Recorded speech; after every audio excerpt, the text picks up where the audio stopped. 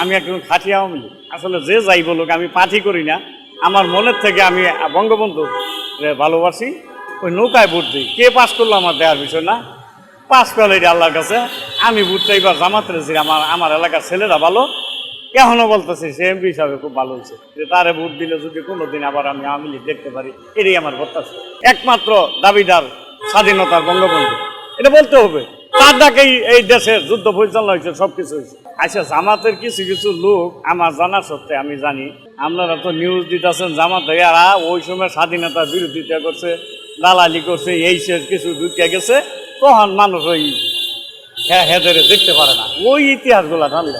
জনগণ 5ই আগস্ট, আমার যা ধারণা, 5ই আগস্ট এত কিছু করার পরে জামাত কার্যকলাপের পরে চিন্তা করছে যে এখন যদি একটা দল আইসা পড়ে তাইলে সমস্যা, হয়তো জামাতকে ভোট দিয়ে যদি আসে বিরোধী দল হয়, তাইলে হয়তো এই সরকার যাবো গা, আর আওয়ামী লীগ আসতে পারে আবার।